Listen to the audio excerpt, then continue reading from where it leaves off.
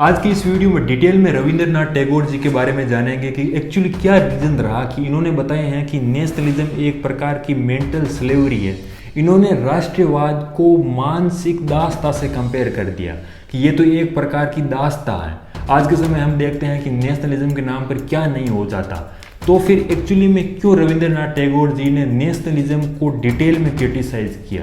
इन्होंने बताया है कि नेशनलिज्म नहीं होना चाहिए। शुरू करते हैं रविंद्रनाथ टैगोर के फ्रीडम के थॉट के बारे में। यहाँ पर ये पॉजिटिव फ्रीडम के सपोर्ट में है, जिसका मतलब ये बताते हैं सेल्फ रियलाइजेशन से, जहाँ पर ये बताते हैं कि इंसान का सोल और गॉड मतलब कि आत्मा और परमात्मा के मिलन से बताते हैं। इसको ये नाम देते हैं स्पिरिचुअल फ्रीडम। और ये बताते हैं कि स्पिरिचुअल फ्रीडम के लिए ज़रूरी नहीं है कि इस सांसारिक जीवन को त्यागने की ज़रूरत है। इस सांसारिक जीवन में रहकर ही हम इस फ्रीडम को प्राप्त कर सकते हैं, क्योंकि भगवान ने हमें इस दुनिया को इस प्रकार से ही बनाया है।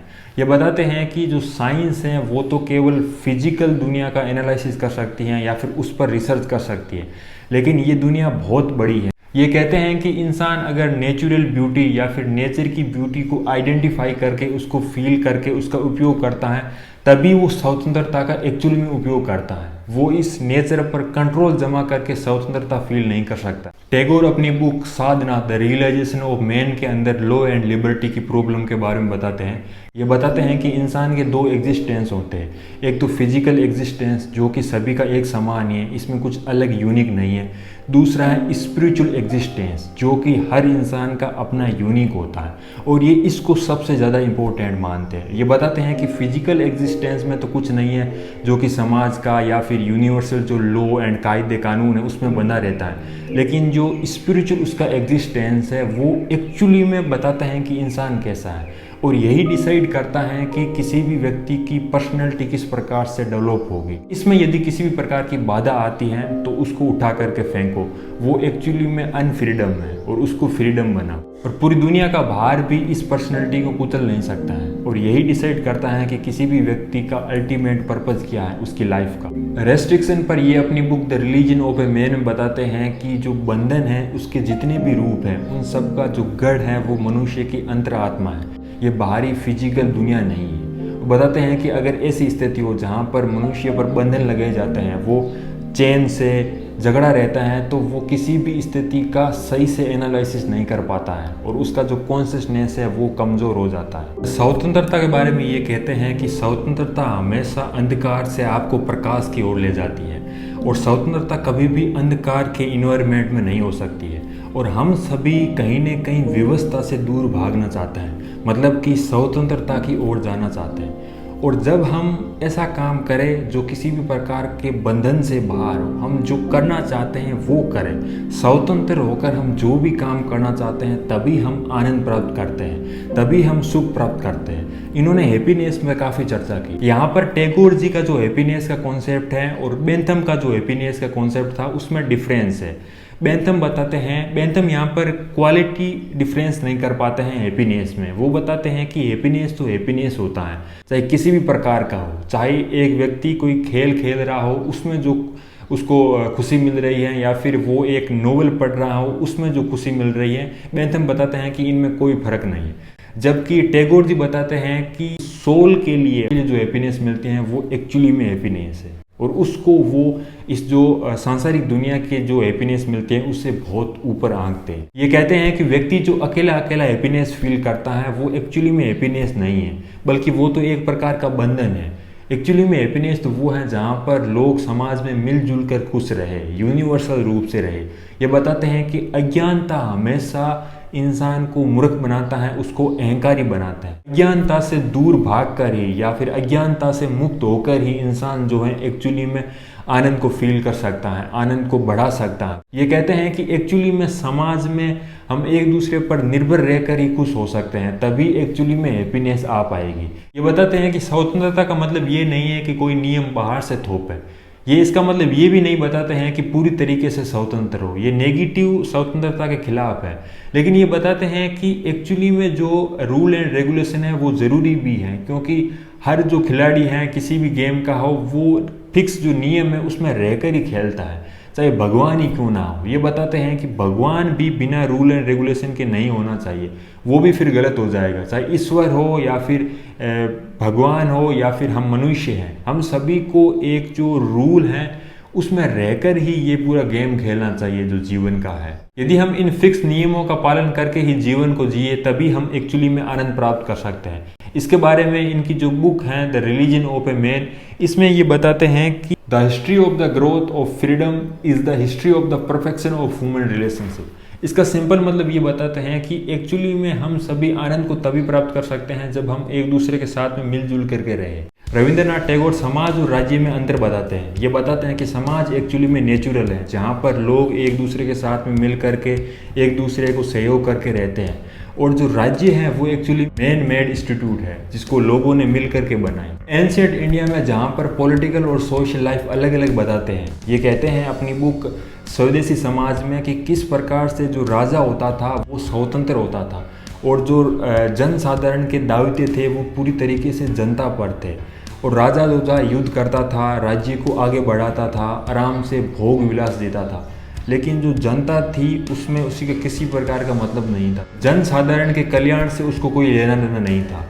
रविंद्रनाथ बताते हैं कि यही रीज़न रहा है जहाँ पर कितने ही साम्राज्य बने, कितने ही स्टेट बने, कितनों का ओरिजिन हुआ, डिक्लाइन हुआ, कितनी ही डायनेस्टी आई और चली गई, लेकिन जो समाज था वो वही रहा। समाज चलता रहा, राज्य बदलता रहा, चेंज होता रहा, कभी उत्थान हुआ तो कभी पतन हुआ, लेकिन समाज ज्यों का त्यों बना रहा। ये कहते हैं कि एंशिएंट इंडिया से एकदम वेस्टर्न में विपरीत था। वेस्टर्न में सिचुएशन ये थी कि जहाँ पर राज्य ने सोशल लाइफ और पॉलिटिकल लाइफ दोनों को कंट्रोल कर लिया, लोगों के लिए इन दोनों को एक बना लिया। वेस्टर्न के लोग फील करते हैं कि वो स्वतंत्र थे, लेकिन रविंद्रनाथ टैगोर जी बताते हैं कि ऐसा नहीं था। ये डेमोक्रेटिक स्टेट को भी क्रिटिसाइज करते हैं। ये बताते हैं कि जो फ्रीडम ऑफ एक्सप्रेशन है, फ्रीडम ऑफ स्पीच है, ये भी एक प्रकार की टूल ही है। ये बताते हैं कि राज्य चाहे डेमोक्रेटिक हो या किसी भी प्रकार का हो, उसमें जो एलिट लोग हैं, जो अमीर लोग हैं, वो किस प्रकार से झूठ फैला करके, प्रोपागेंडा फैला करके, मोब साइकोलॉजी के जरिए लोगों को प्रभावित करते हैं, लोगों को अपने इशारों पर नचाते हैं। वो किसी भी प्रकार से लोगों को किसी भी तरीके से इन्फ्लुएंस कर सकते हैं और अपनी बातें मनवा सकते हैं। टैगोर जी बताते हैं कि पॉलिटिकल एक्शन का मनुष्य का उत्थान करना एकमात्र उद्देश्य नहीं है, और जो राज्य है उसका एकमात्र उद्देश्य जनरल विल भी नहीं है। ये बताते हैं कि जो समाज है उसमें अलग अलग एस्पेक्ट हैं, अलग अलग आइडियाज़ हैं, अलग अलग थॉट हैं, उनको जो है स्टेट में वैल्यू नहीं मिल पाती है। स्टेट तो अपने हिसाब से ही काम करता है। ये अनार्किस्ट की तरह स्टेट को ख़त्म करने के पक्ष में तो नहीं है ये, लेकिन कहीं ना कहीं ये चाहते हैं मार्क्सिस्ट की तरह कि स्टेट धीरे धीरे ख़त्म हो जाए। ये स्टेट को बेसिकली क्रिटिसाइज करते हैं, कहते हैं कि यहाँ पर किस प्रकार से पावर का सेंट्रलाइजेशन हो जाता है। ये बताते हैं कि यहाँ पर पावर का सेंट्रलाइजेशन न होकर के पावर का डिफ्यूजन होना चाहिए, पावर का फैलाव होना चाहिए। टी.एस. ग्रीन की तरह ये बताते हैं कि लोगों को क्षमता दी जाए ताकि वो अपने नैतिक जीवन में जो भी प्रॉब्लम आए उसका सॉल्यूशन कर पाए। ये बेसिकली गांव में डायरेक्ट डेमोक्रेसी के सपोर्ट में थे। कहते हैं कि गांव में डायरेक्ट डेमोक्रेसी होनी चाहिए, नहीं तो फिर जो आजकल हम डेमोक्रेसी देखते हैं उसमें होता ये है कि जो अमीर लोग हैं, जो एलिट लोग हैं, वही एक्चुअली में पावरफुल होते हैं। और ये सच्चाई है। आज के समय में भी आप देख सकते हो किस प्रकार से गवर्नमेंट का और कॉरपोरेट का नेक्सस होता है। तो ये बताते हैं कि ऐसा सिस्टम होना चाहिए, डायरेक्ट डेमोक्रेसी होनी चाहिए, जहाँ पर रूलिंग क्लास को ख़त्म कर दिया जाए, और जो स्ट्रगल ऑफ पावर होता है, शक्ति का जो संघर्ष होता है कि अभी किसकी गवर्नमेंट है, इसके बाद में कौन गवर्नमेंट में आएगा, किसकी सत्ता होगी, तो इस तरह की चीज़ें भी खत्म होनी चाहिए। रविंद्रनाथ जी ने यूरोप की जो मटेरियलिस्टिक जो सिविलाइजेशन है उसको क्रिटिसाइज़ किया, लेकिन इसके साथ साथ में ये भी बताते हैं कि वेस्टर्न की कई सारी जो चीज़ें हैं वो हमें इंडियन को माननी चाहिए या फिर इंडियन कल्चर में अडोप्ट करनी चाहिए। जैसे साइंटिफिक उनका जो तरीका है, आर्ट एंड कल्चर हैं, या फिर इक्वलिटी है, रूल ऑफ लॉ है, डिसिप्लिन है, इन सब चीज़ों को लेना चाहिए। और ये बताते हैं कि वेस्टर्न जो ये दावा करता है कि उन्होंने किस प्रकार से अफ्रीकन को या फिर एशियन लोगों को सिविलाइज बनाया है, उन्होंने बताया है कि ऐसी किसी भी प्रकार की कोई बात नहीं है। ये बेसिकली बेवकूफ़ बनाने का काम कर रहे हैं। अपनी शक्ति को बढ़ाने के लिए, अपनी पावर को बढ़ाने के लिए इन्होंने अलग अलग देशों पर कंट्रोल किया है और कॉलोनियलिज्म को फैलाया है। अब आते हैं रविंद्रनाथ टैगोर के कंट्रोवर्शियल थॉट के बारे में, जहाँ पर इन्होंने नेशनलिज्म को क्रिटिसाइज किया। ये बताते हैं कि यूरोप हमेशा से नेशनलिज्म से इंस्पायर था, जहाँ पर समाज की और लोगों की जो क्रिएटिव कैपेबिलिटी थी उसका सत्यानाश किया। इन लोगों ने किस प्रकार से नेशनलिज्म के नाम पर इंडिविजुअल फ्रीडम को दबाया। तो इंडिया का जो नेशनलिज्म था वो भी कहीं ना कहीं वैसा ही था, इसीलिए उन्होंने नेशनलिज्म को क्रिटिसाइज किया। इन्होंने बताया है कि जो नेशन है और जो समाज है उसके ओरिजिन में और इनमें बहुत अंतर है। समाज जो है वो एक नेचुरल संस्था है जहाँ पर लोग एक दूसरे के साथ में मिलजुल करके रहते हैं, एक दूसरे को सहयोग करते हैं। वहीं जो नेशन है वो एक्चुअली में मैन मेड इंस्टीट्यूट है। वो बताते हैं कि जो स्टेट है उसी का ही एक विशाल रूप नेशन है। इन्होंने इसकी डेफिनेशन दी है कि किसी भी देश की जनसंख्या अगर वेल्थ रूप से या फिर इंटेलेक्चुअल रूप से या फिर किसी भी रूप से संगठित हो जाए तो वो एक राष्ट्र कहलाता है, वो एक नेशन कहलाता है। और इन्होंने अपनी बुक जो थी क्रिएटिव यूनिटी, इसके अंदर इन्होंने बताया है कि कोई भी देश हो, कोई भी नेशन हो, वो शक्ति का संगठन है, मतलब कि ऑर्गेनाइजेशन ऑफ पावर है। और इसी पावर के नाम पर जो इंडिविजुअल फ्रीडम है उसको दबाया जाता है। तो इन्होंने बेसिकली सोसाइटी और नेशन में अंतर स्पष्ट किया। ये बताते हैं कि जो सोसाइटी है लोगों के जो क्रिएटिव टैलेंट है उसको बढ़ाती है, लोगों की स्वतंत्रता को बढ़ाती है। वहीं जो नेशन है वो लोगों की स्वतंत्रता को दबाती है। समाज में इन्होंने बताया है कि समाज किस प्रकार से आर्ट, कल्चर, फिलोसॉफी, लोगों के टैलेंट, अलग अलग थॉट, अलग अलग आइडियाज़, उनकी रेस्पेक्ट करती हैं, लोगों की जो एक क्रिएटिविटी है उसको मेंटेन रखती है, लोगों को मतलब एक स्पेस देती है, फ्रीडम देती है। वहीं जो नेशन है वो ऐसा नहीं करता है, वो लोगों को दबाता है, लोगों को एक ही सांचे में ढालता है, एक ही जैसे सभी लोगों को बिहेव करता है, लोगों को भेड़ चाल चलने के लिए कहता है, चाहे किसी भी चीज़ में हो, एजुकेशन में हो या फिर अलग अलग चीज़ों में, लोगों को एक ही कतार में लगाता है और एक जैसा ही आंकता है। तो टैगोर जी बेसिकली इसके खिलाफ थे। ये कहते हैं कि ऐसा नहीं होना चाहिए, लोगों की अपनी फ्रीडम होनी चाहिए, उनका जो इंडिविजुअल फ्रीडम है उसकी रेस्पेक्ट होनी चाहिए, जबकि नेशन ऐसा नहीं करता है। नेशन अपने बेनिफिट के लिए, अपने फ़ायदे के लिए जो गवर्नमेंट होती हैं वो लोगों को मैनिपुलेट करती हैं, लोगों को थॉट और आइडियाज़ के ज़रिए इन्फ्लुएंस करती हैं, प्रोपेगेंडा फैलाती है। मैंने आपको पहले बताया है कि इन्होंने मॉब साइकोलॉजी का कॉन्सेप्ट दिया, जिसमें इन्होंने बताया है कि जो स्टेट है किस प्रकार से लोगों को बेवकूफ़ बनाते हैं, उनको इन्फ्लुएंस करता है, अपनी बातों को मनवाता है बिना किसी लॉजिक और आर्गूमेंट के। तो इनकी जो बुक है नेशनलिज्म, इसके अंदर इन्होंने बताया है कि लोग अपने पावर और प्रॉफिट के लिए इस स्लेवरी को, इन्होंने इसको स्लेवरी कह दिया, नेशनलिज्म को इन्होंने स्लेवरी के साथ में कंपैरिजन कर दिया। कहा कि इस जो मेंटल स्लेवरी है, जो मानसिक दास्तां है, इसको स्वीकार कर लेते हैं बिकॉज पावर के लिए और अपने प्रॉफिट के लिए। इन्होंने मॉब साइकोलॉजी का कॉन्सेप्ट बताया है, जिसमें इन्होंने बताया है कि जो रूलिंग क्लास है वो किस प्रकार से अपने भाषणों के जरिए, न्यूज़पेपर के जरिए, पत्रिकाओं के जरिए लोगों को इन्फ्लुएंस करते हैं और नेशनलिज्म के नाम पर भड़काते हैं। लोग किस प्रकार से एथनिसिटी के नाम पर, रिलीजन के नाम पर, नेशनलिटी के नाम पर उग्र हो जाते हैं और एक दूसरे का कत्लेआम कर देते हैं। ये बताते हैं कि लोग नेशनलिज्म के नाम पर घिनौना से घिनौना काम करके भी प्राउड फील करते हैं। मॉब साइकोलॉजी को इन्होंने सिंप्लीफाई किया है कि भीड़ में अगर लोग हो तो एक इंडिविजुअल व्यक्ति की जो मेंटल सिचुएशन है वो खो जाती है, क्योंकि वो सोचने समझने की क्षमता खो देता है। वो ये नहीं जान पाता है कि ये चीज़ गलत भी हो सकती है, वो क्वेश्चनिंग नहीं करता है, वो क्रिटिसाइज नहीं करता, वो बस उस चीज़ को एक्सेप्ट कर लेता है।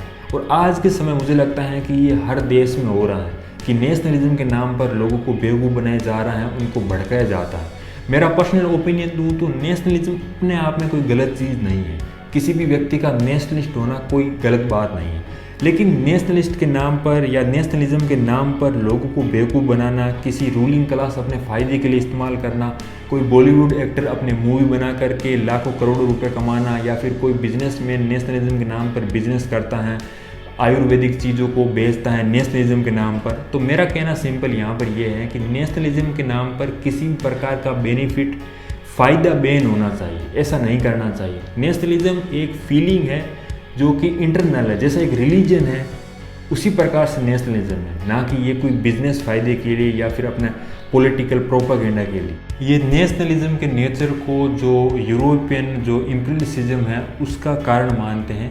ये बताते हैं कि एशिया और अफ्रीका के लोगों के अंदर नेशनलिज्म की भावना नहीं थी, इसीलिए ये लोग शांत थे, आराम से रह रहे थे, यहाँ पर किसी भी प्रकार की वॉयलेंस नहीं थी, ना ही किसी भी प्रकार का कोई ईर्ष्या, द्वेष, इस प्रकार की भावना थी। लेकिन वेस्टर्न में ये बताते हैं कि वहाँ पर नेशनलिज्म शुरुआत से थे, लोग अपने नेशन के प्रति बहुत ज़्यादा जागरूक थे और एक प्रकार से नेशनलिज्म के कारण ही इन लोगों के अंदर एक नेगेटिविटी आई और इसी के कारण इन्होंने साम्राज्यवाद का विस्तार किया और एशियन और अफ्रीकन देशों पर कंट्रोल करना शुरू कर दिया। यहाँ पर इन्होंने अत्याचार करना शुरू कर दिया और लोगों का आर्थिक शोषण शुरू कर दिया। न केवल आर्थिक शोषण बल्कि यहाँ पर इन्होंने स्पिरिचुअलिटी का भी नाश किया। ये बताते हैं कि पश्चिम और पूर्व का जो मिलन है वो एक्चुअली में इक्वलिटी को एडॉप्ट करना या फिर जस्टिस को लेना, इस तरह की पॉजिटिव चीज़ों को लेने के लिए होना चाहिए था, लेकिन बीच में आ गया नेशनलिज्म और नेशनलिज्म के नाम पर इन्होंने कॉलोनियलिज्म शुरू कर दिया, साम्राज्यवाद शुरू कर दिया और एशियन और अफ्रीकन लोगों को किस प्रकार से इन्होंने बेवकूफ़ बनाया। ये बताते हैं कि जो नेशनलिज्म है, यूरोप में नेशनलिज्म का बढ़ावा हुआ और यहाँ पर इनके देशों में भी नेशनलिज्म का कंपटीशन बढ़ने लग गया। इसी कारण से ये बताते हैं कि फर्स्ट वर्ल्ड वॉर हुआ। नेशनलिज्म इस प्रकार की फीलिंग है या फिर इस प्रकार का कॉन्सेप्ट है जहाँ पर इंसान एक दूसरे के वेरी होते चले जा रहे हैं, एक दूसरे के खून के प्यासे होते चले जा रहे हैं। ये बताते हैं कि हमको इसका सॉल्यूशन करना चाहिए। हमें जो राष्ट्र के बीच में, नेशन के बीच में जो दीवार है उसको तोड़ना चाहिए और हमको यूनिवर्सल हो जाना चाहिए। हमें इंसानों को प्यार करना चाहिए, एक दूसरे के साथ में सद्भावना से, सहयोग से, प्यार से रहना चाहिए। हम पूरी दुनिया मानवता के लिए। इन्होंने नेशनलिज्म के सॉल्यूशन में साइनेथेटिक यूनिवर्सलिज्म का कॉन्सेप्ट बताया, जिसमें इन्होंने बताया है कि हम सभी मनुष्यों की, पूरी दुनिया के इंसानों को एक दूसरे के साथ में सहयोग से रहना चाहिए, एक दूसरे को प्यार करना चाहिए, मानवता को इम्पोर्टेंस देनी चाहिए। इस वीडियो में बताई गई बातें अलग अलग सोर्स से ली गई है और ये पूरी कोशिश की गई है कि मैं अपनी किसी भी प्रकार का ओपिनियन न दे करके अनबायस्ड तरीके से आपके सामने प्रेजेंट करूं। अगर इसके बावजूद भी किसी भी प्रकार की फैक्चुअली और कॉन्सेप्चुअली मिस्टेक हुई है तो आप उसे हाईलाइट कर सकते हैं। कमेंट में टाइमलाइन बता करके अपना सोर्स दे करके उसको हाईलाइट कीजिए। Thank you so much.